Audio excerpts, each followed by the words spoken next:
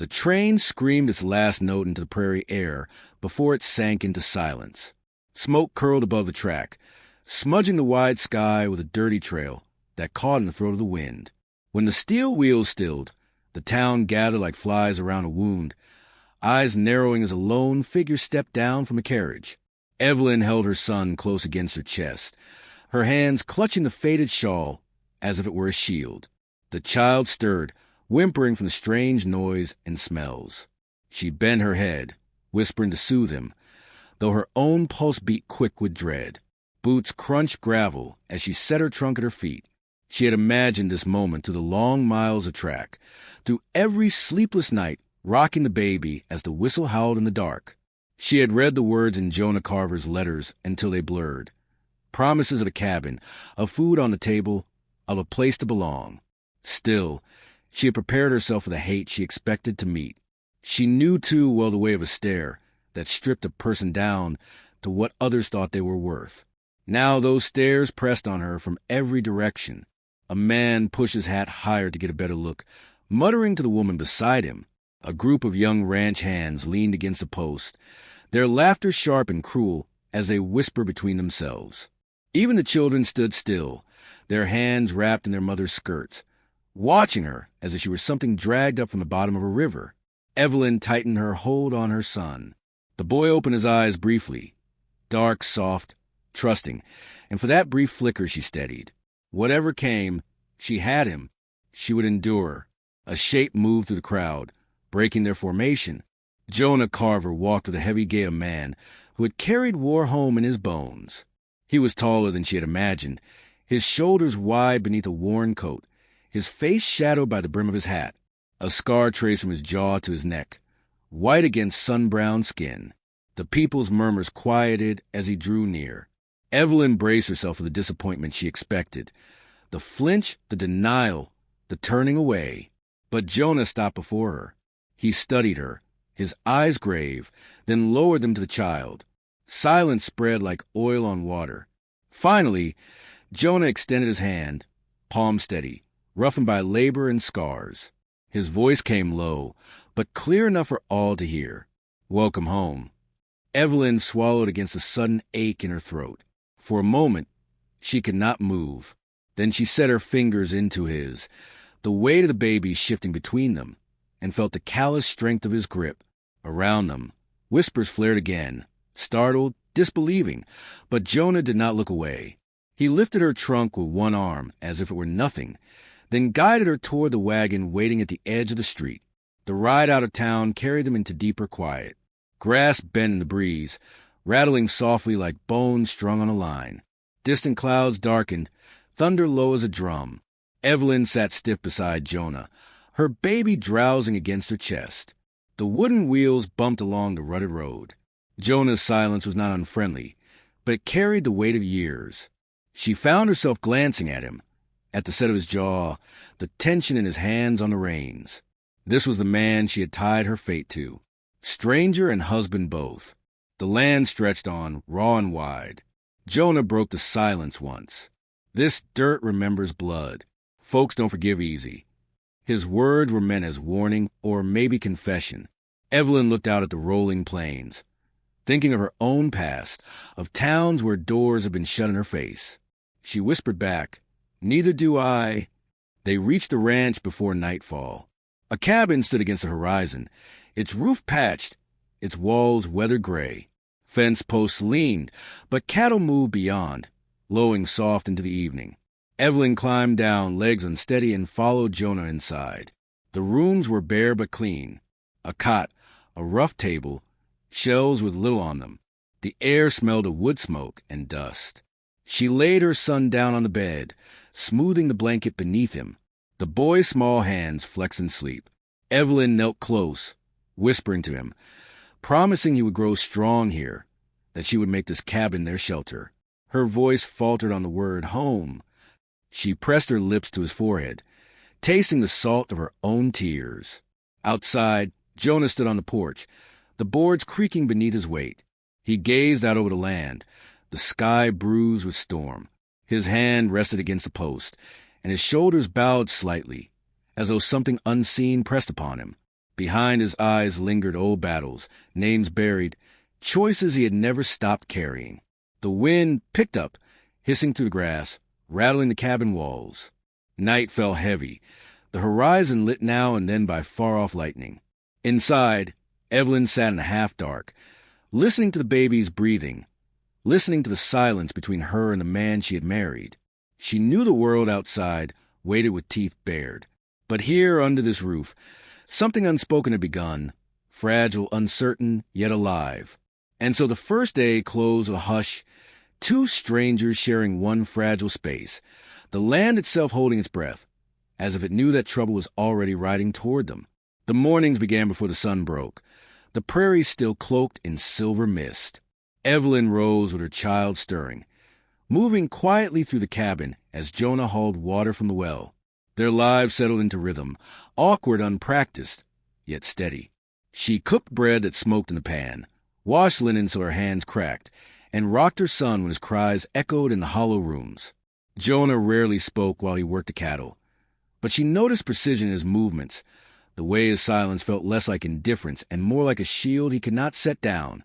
When he came in at dusk, his hat dripping with sweat or rain, he never failed to glance first at the baby, a flicker softening his otherwise grave face. Evelyn saw it and stored it like a secret. The man might be made of scar and grit, but some part of him still bent toward gentleness. Their first trip into town came at the turn of the week. Jonah hitched the wagon while Evelyn gathered what little coin she had saved. She carried the boy close, his warm weight pressed against her ribs as they rolled into the narrow street lined with false front buildings. Conversations hushed as they passed. Doors stilled. A dog barked, then slunk under a porch. The storekeeper, a heavy man with sharp eyes, froze when Evelyn set her sack on the counter. His gaze slid from her face to Jonah's. His voice cooled to stone. "We're full up. No sugar today." Evelyn knew the lie. Sacks of white crystal stacked plainly behind him. Jonah's hand tightened on the counter. For a moment she thought he might strike, but instead he said, level and quiet, "We'll take flour then." The storekeeper hesitated before shoving the bag forward. Evelyn thanked him, voice steady though her skin burned from the weight of every stare. Outside, a cluster of young ranchers leaned against the hitching post. One muttered something low, ugly, meant to reach her ears. Laughter followed, brittle as broken glass. Jonah kept his eyes fixed ahead, steering her past without pause. Yet Evelyn could feel the tension in him, the restraint that cost more than violence. Not all eyes were cruel. At the livery, a boy ran forward, no more than 12, half Comanche by the cut of his cheekbones, half white by the color of his skin. He grinned wide, offered to carry the sack of flour. Evelyn thanked him, surprised by his open manner. Jonah gave the boy a short nod, nothing more, but she caught the way his eyes lingered with something like recognition. Back at the ranch, quiet returned, though it carried a sharper edge. That night Jonah sat at the table, while Evelyn nursed her son in the chair across from him. Shadows from the lantern caught the scar at his neck. He spoke without looking at her, words measured. "I fought in the war. Union side. Lost 2 brothers, near lost myself. Came back to land near stolen, but I held it. Ain't much, but it's mine." His voice broke at the last word, and silence swallowed the rest. Evelyn studied him, sensing that his story ran deeper than the pieces he offered. She felt the ache in him, the unhealed weight of memory. Their uneasy peace cracked a few days later. A rider appeared at the fence line. Reese McCall, owner of a neighboring spread fat with cattle and greed. He carried himself with the swagger of a man who had never been told no. Behind him trailed 2 hard-eyed riders. Reese tipped his hat to Jonah, but his gaze lingered on Evelyn in a way that made her grip her child tighter. "Carver," he drawled, ashamed to see a man labor so hard on land that ought to be put to better use. "Sell it to me and I'll save you trouble." Jonah's reply came flat, final. "Not for sale." Reese's smile thinned. His eyes slid back to Evelyn. Shame to see a pretty thing wasted out here, too. The insult hung heavy. Jonah's hand dropped near his revolver. The riders behind Reese shifted, hands close to their own guns, tension like a wire ready to snap. But Reese only chuckled, turned his horse, and left a warning hanging in the dust. He kicked up, That evening the storm broke over the plains, thunder rolling as Evelyn and Jonah sat by the fire. The baby slept at last, the roof dripping from the downpour. Evelyn turned toward Jonah, unable to contain the fear pressing at her chest. "He'll come again," she said. "Men like that always do." Jonah stared into the flames, face hollowed by shadow. "I've run enough in my life. I won't do it again." She searched his profile, the stubborn line of his jaw, the weariness in his eyes. The silence stretched, filled by the steady hammer of rain. Then she spoke low, almost against her own will. "I feared you would hate me, that one day you'd turn on me like others have." His gaze broke from the fire and found hers. For a long moment, neither moved. At last he said, quiet but certain, "I've seen too much hate to bring more of it home." Their hands brushed where they rested on the bench, not quite holding, not quite apart. The fire cracked, thunder echoed, and Evelyn felt something shift between them. Small, fragile, but real. When the storm passed, the land lay slick with mud and moonlight. Evelyn carried her son to bed, her heart still unsettled, but steadier than it had been. Outside, Jonah lingered in the doorway, watching the night. Far off, a coyote cried, answered by silence. He knew Reese McCall would not let the matter rest. But for now, there was warmth inside, and someone willing to share it. That knowledge gave him a reason to face the dawn. The church bell tolled across the prairie, solemn as a judge. Evelyn dressed her son in the neatest clothes she had, pressing the wrinkles with her palm before wrapping him close against her. Jonah saddled the wagon without a word, his movement steady but reluctant. The ride into town carried no laughter, no conversation, only the squeak of wheels and the steady creak of leather straps. Evelyn held her chin high, though her heart knocked against her ribs. The congregation gathered outside the wooden chapel as the carvers arrived. Conversations faltered, eyes turned, the atmosphere thick with something unspoken. Evelyn stepped down from the wagon, her skirts brushing the dirt, the child tucked safe in her arms. Mothers pulled their children closer, whispers rippling like wind through wheat. Inside, the pews filled quickly. She made her way forward, only to pause when the preacher's eyes flickered, hesitation playing before he gestured stiffly toward a bench at the back. She swallowed hard, slid into place, and fixed her gaze on the pulpit. Jonah sat beside her, his presence like a wall. Still, she felt every stare, every breath of judgment. The sermon came and went in fragments she barely heard. Her mind lingered on the coldness in the room, the weight of rejection pressed into her bones. Yet when her son stirred, one small hand clutching her dress, she whispered to him that they belonged, no matter what anyone thought. She said it softly, for herself as much as for him. Later that evening, the ranch carried a different kind of stillness. Samuel, the boy from the livery, arrived on foot, cheeks flushed from the long walk. He had asked if he might help with the cattle, and Jonah, after a pause, handed him a rope. Evelyn watched from the porch as the boy stumbled through his tasks, stubborn in his effort. She set supper for him that night, cornbread and beans, and the way his eyes lit at the meal made something warm take root in her chest. He laughed once, a bright, unguarded sound, and she realized how long it had been since laughter filled their home. As days stretched into weeks, Samuel returned again and again. Jonah taught him to tie knots, to mend a fence, to steady his hand when throwing a lasso. Evelyn noticed the boy looked at Jonah with something like longing, a hunger not just for skill, but for belonging. In return, Jonah softened, his words fewer but warmer, a quiet pride slipping into his manner. Around the table, Evelyn began to feel the edges of a family taking shape, not bound by blood, but by choice. That fragile peace cracked when a stranger rode into town. Evelyn heard the whispers first, carried on the breeze before Jonah said a word. The man wore the gray coat of Confederacy, faded but unmistakable. His name spread quickly, a former soldier who claimed to have fought where Jonah once stood. By sundown, the rumors had taken root. They said Jonah had killed not only soldiers, but women who sheltered them and children too. Some truths were tangled with lies, but in the telling it no longer mattered.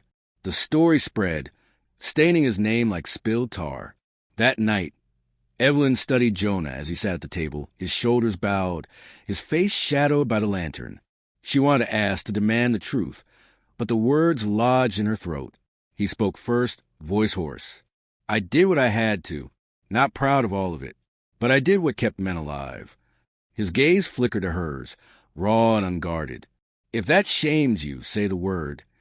Her chest tightened.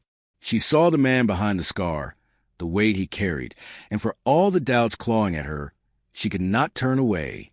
I came here expecting to bear the worst, but I've seen the way you choose, Jonah. I'll judge you by that.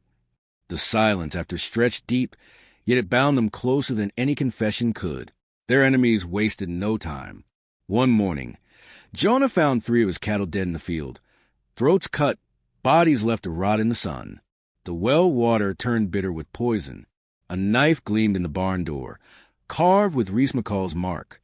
Evelyn stood behind him as he pulled the blade free, her hand trembling against her son's back. Maybe we should leave, she whispered. Jonah turned, his eyes hard. I've run before. Not this time. This land's the last thing I've got. The nights grew heavier after that. Riders loomed on the ridges, silhouettes against the moon. Every creak of the house, every gust of wind, set Evelyn's nerves taut. Yet within the cabin's walls, a different current pulled them together. One evening, the baby slept soundly, the fire snapping low. Jonah sat across from her, his hand braced against his knee, his eyes weary.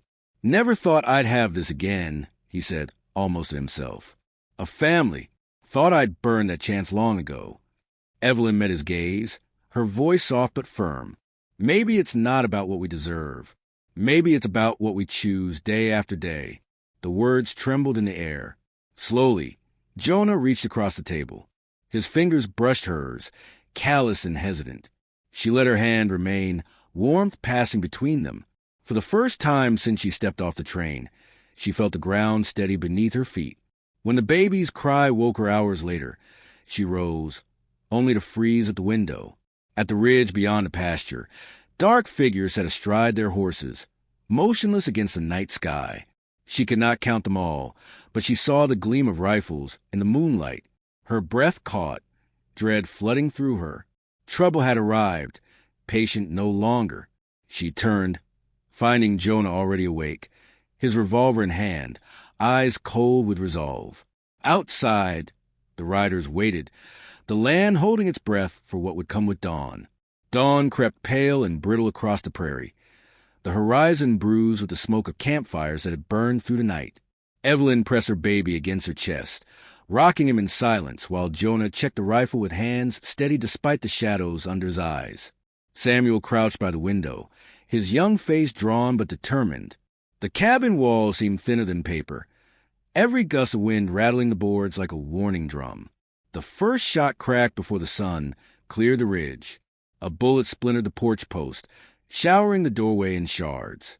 Jonah dragged the table across the window, braced the rifle barrel on its edge, and returned fire. Evelyn flinched at the thunder inside the room, her son whimpering, but she held him close, whispering that they would endure. Samuel dashed to the back, eyes sharp for any sign of riders circling. Through the smoke, figures charged with torches raised. McCall's voice carried above the chaos, coarse with triumph. Come out, Carver. Leave the woman, and I might let you crawl away. His men hooped, gunfire rattling the air. Jonah answered with silence. Each pulled the trigger steady, measured. The cabin shook with returned shots, glass shattering from the window. Evelyn crouched low, clutching her child as dust rained from the ceiling.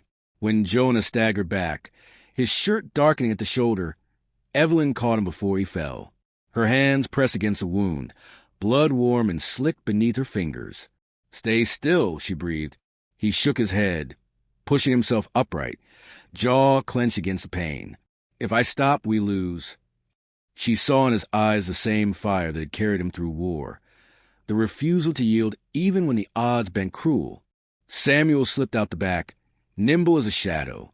Evelyn glimpsed him through a crack, the boy racing toward McCall's tether horses. A shout rose as he cut the lines, the animals scattering in panic, throwing dust and confusion into the air. Gunmen cursed, some chasing, others raining hard to avoid trampling. The tide wavered, and Jonah seized a moment, firing with fierce precision. But McCall pressed closer, his figure looming in the smoke, pistol gleaming. He strode to the cabin's threshold, sneer carved deep into his face. "You don't belong here," he spat at Evelyn, his gaze sliding over her with venom. "This land ain't yours. Never will be." Her legs trembled, her child wailing against her chest. Yet something in her steadied. Years of rejection, whispers, doors slammed, all hardening into resolve. Jonah leaned against the wall, too weak to lift his rifle. The world slowed to a single heartbeat, the smell of gunpowder heavy in her lungs. She reached for the weapon, hands shaking as she raised it. For one breath, silence hung like glass between them. Then she fired. The recoil slammed her shoulder. McCall staggered, eyes wide, before crumpling into the dirt. His pistol clattered from his grip, useless now. The men who followed him faltered, their courage unraveling without his command. One by one, they broke and fled, vanishing into a haze of dust and smoke. The sudden quiet felt louder than the battle. Evelyn's arms sagged under the weight of the rifle. She sank to her knees beside Jonah, pressing her forehead to his. The baby caught between them. His breath came ragged but alive, his bloodied hand finding hers. Outside, Samuel returned, his face smudged with dirt and fear and pride all at once. He dropped by the fire, clutching the baby for a moment as though he were part of something that finally claimed him. By noon, the sheriff arrived with deputies, their badges glinting as if the sun itself had anointed them late to the field. He surveyed the body of McCall without expression, then glanced at Jonah, his voice careful. "A man's got a right to defend his home. Can't say I'll mourn him." Yet his eyes carried no promise of protection, only the cold neutrality of someone weighing which way the wind might turn. Jonah knew better than to trust him. The cabin smoldered with bullet holes and charred wood, but it still stood. Evelyn washed Jonah's wound, her touch gentle yet unyielding. He grimaced, then caught her gaze. "You saved us." She shook her head, tears streaking through the soot on her face. "We saved each other." The words were simple, but they carried the weight of survival, of something forged in fire that would not break easily. Evening fell with a strange peace. The horizon glowed gold, the land scarred but still breathing. Jonah stepped onto the porch, his arm bound, leaning slightly against the post. Evelyn joined him. Her son nestled against her, Samuel lingering close by as if afraid the spell might break if he strayed too far. Jonah's hand found hers again, rough and steady. His voice, warm but sure, echoed the promise he had given when she first stepped off the train. Welcome home. This time it was not for the crowd, not for appearances. It was for her, for them, for the fragile family bound together in a land that had tried to break them. Evelyn looked out across the fields, the endless stretch of prairie where storms gathered and faded, where blood and memories soaked the soil. She felt the weight of the past still pressing. Yet the future stirred her side in the laughter of a boy and the steady heartbeat of a man who had chosen her. The land whispered with wind, not in menace but in quiet recognition. For the first time, she believed it. They were home.